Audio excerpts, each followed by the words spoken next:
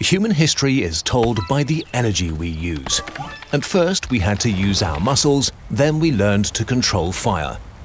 We industrialized the world using coal and oil and entered the atomic age when we learned how to split a nucleus.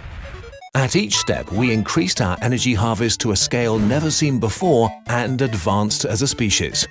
Currently, we're slowly transitioning to renewables, and if we're lucky, fusion energy will become viable in the future. As humanity progresses further, if we don't destroy ourselves or our habitat, we will likely gain complete control of our planet's resources. At that stage, we'll probably begin to look outwards for new places to expand into. But space is hard, and establishing a serious human presence in the solar system will require ungodly amounts of energy.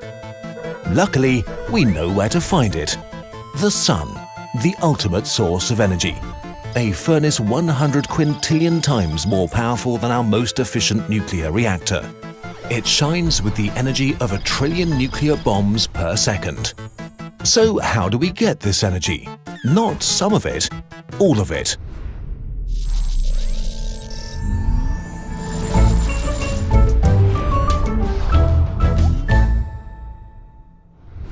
If we want to collect the most energy physically possible, we'll have to build the largest, most ambitious structure in the universe, the Dyson sphere, a megastructure that encompasses a whole star to capture its power output.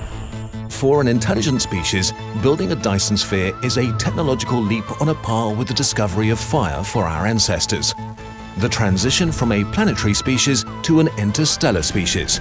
It would usher in an age of exploration and expansion on a scale we can barely imagine. So, what would it look like? A solid shell enveloping the Sun is probably not the way to go. A large rigid body like that would be vulnerable to impacts, possibly shattering. It would be liable to drift and could crash straight into the Sun. A more viable design for a Dyson sphere might be a Dyson swarm, an enormous set of orbiting panels that collect the Sun's power and beam it elsewhere. Such a swarm would give humanity basically unlimited energy. But building it won't be easy. The Sun is very big, so we need a lot of satellites. If each satellite is a square kilometer, we'd need around 30 quadrillion to surround the Sun. Even if they're built as lightly as possible, we need about 100 quintillion tons of material. And then we need the energy to actually put the parts together and deliver them to their positions around the Sun. On top of all that, we need to have a permanent infrastructure set up in space to start building. Let's assume for the purposes of this video that our descendants will take care of that and want to create the megastructure. We can sort the challenges into 3 main categories: materials, design, and energy. To get the vast amounts of raw materials required for our Dyson swarm, we'll have to largely disassemble a whole planet. Of the planets available, Mercury is the best candidate. It's the closest to the Sun and very metal-rich.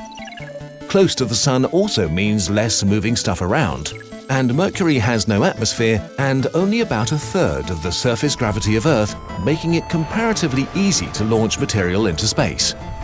Next, we should consider the design of our swarm. Simpler is better.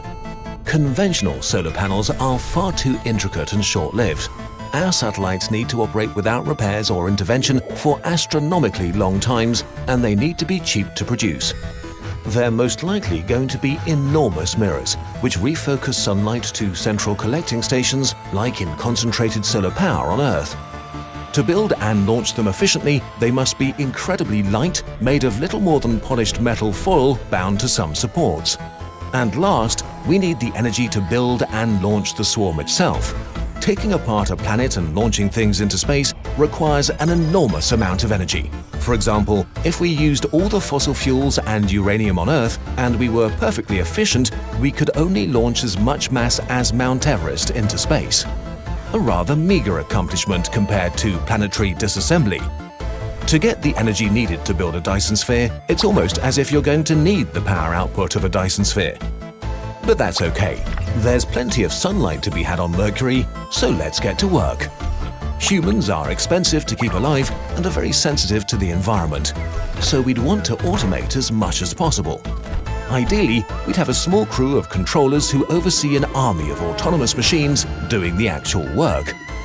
There are 4 major pieces of technology required: solar collectors, miners, refiners, and launch equipment.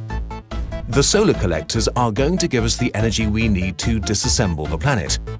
To start, maybe we deploy something like 1 square kilometer of them, either as mirrors or as traditional solar panels.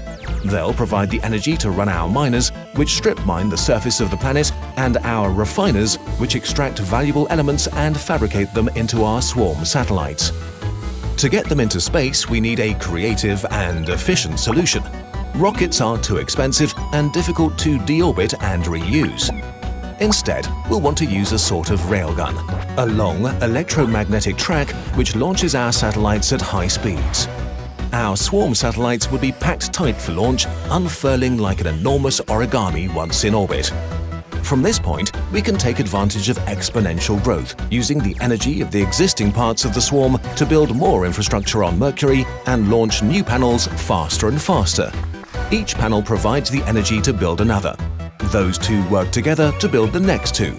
4 become 8, 8 becomes 16, and so on. Within just about 60 doubling times, the Sun would be completely surrounded by solar panels. And this can happen quickly. If a square kilometer of solar collectors takes a month to build, we could be done in a decade, if only our infrastructure on the planet's surface can keep up with the quickly growing budget of energy. Even collecting 1% of the Sun's energy is an unbelievable change in our species' energy budget. We could create the infrastructure to beam basically unlimited amounts of energy around the solar system for all sorts of projects. Colonies on other worlds, terraforming planets, constructing more megastructures, or even traveling to other stars. It could be the start of an interstellar civilization. Based on physics alone, this is not just possible, but easy. It's such a simple process and such a necessary step for any species to expand beyond their home planet that many astronomers think there are probably Dyson spheres already out there in the Milky Way. We haven't spotted any yet, but they could be there. It's far from certain that humanity will ever get to this point. Our attention is too often focused on short-term political gains and conflicts that will not matter in the long run.